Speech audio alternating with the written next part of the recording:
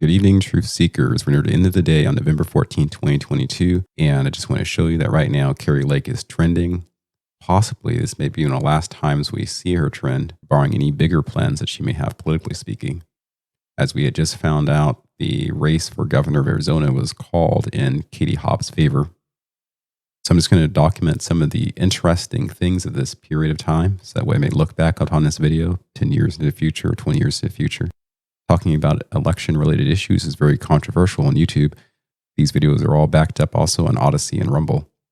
As some of you may recall, Fox 10 in Arizona accidentally posted an image weeks before the election showing Katie Hobbs somehow winning at 53% of the vote versus 47% of the vote.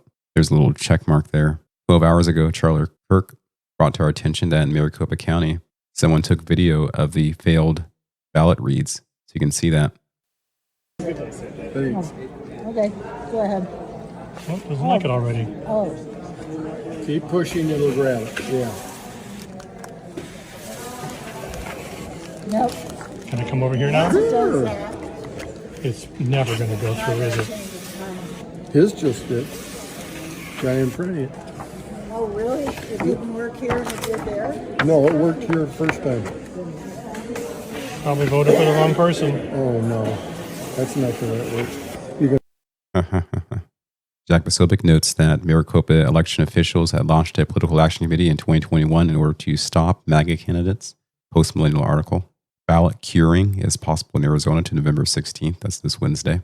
This man, who is a Scottsdale-based poll observer, details some of the experiences of voters in Scottsdale, Arizona, a town in Maricopa County. Lines started at 30 minutes, then moved to 45 minutes, and by noon, wait times were well over an hour to an hour and a half.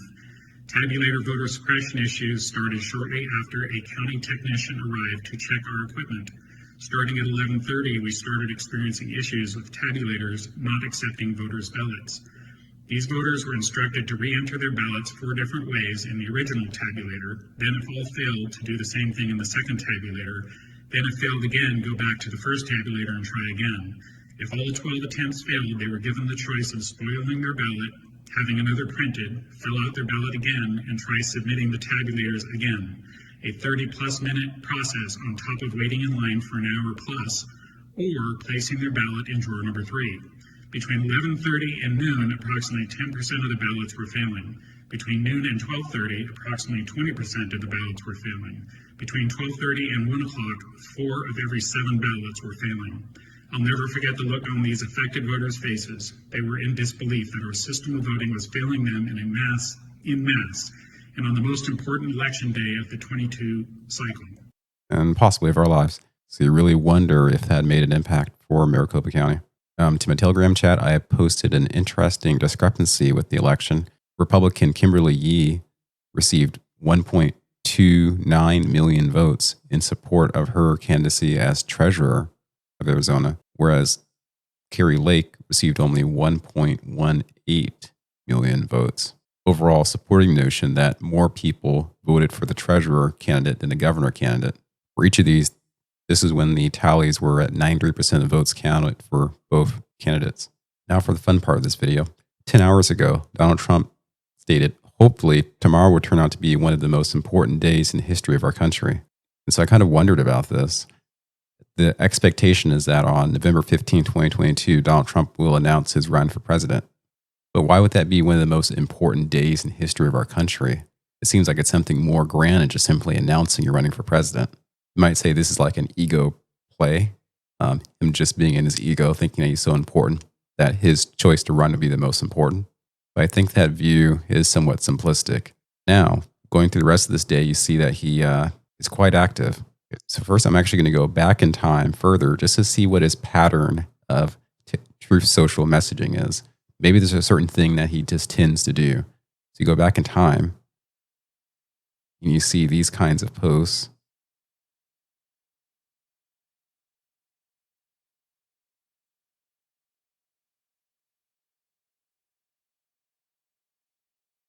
A lot of it's just things he's saying. Not a lot of retruthing memes. I'm showing this to you for a reason. We're now 3 days back in time. Okay, so now I'm going to go back forward in time to that post I just showed you. Right, so here's a post. Tomorrow will be the most important days in history of our country. Now we go forward. And he shows issues with the election in Arizona. And then he posts some person also talking about Arizona. And then here we begin. So this is a meme. And he retweeted the meme. Then you have this one. So Donald Trump retweeted this. It's from Joshua Hooser. Tomorrow, 2024 White House run. Disclosure of the storm. Speaker of the House. Stay tuned. So he's like endorsing all of these possibilities by retruthing in a sense. Then we have this additional memes. Tomorrow, President Trump's major announcement. You got, this stuff. You got Drain It. We got the Great MAGA King 2024. Interesting. We got Best President Ever.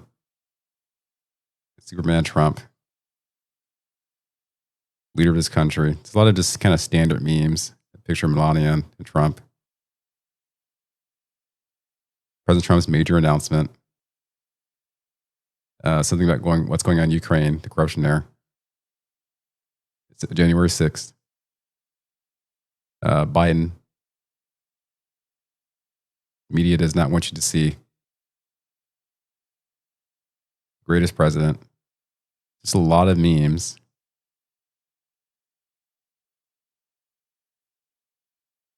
And so I wondered, is it excessive retruths of other people's memes some sort of way of hiding in a special message? And is this retruth I showed you earlier, where he's retruthing these possibilities, is this some type of image post that we need to pay attention to?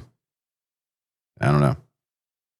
I was told he needed to announce today because today is supposedly the last day and deadline for him to respond to his congressional subpoena. So we'll see what happens here. In this video shared on Steinbach Media Group, Kari issues a stern warning saying things that I can't possibly say on YouTube. But given Trump had been tweeting about Kari Lake on Truth Social, I wonder if the big announcement may have something to do with her tomorrow. Guess we'll all find out together. Anyways, that's all I want to share with you for this video.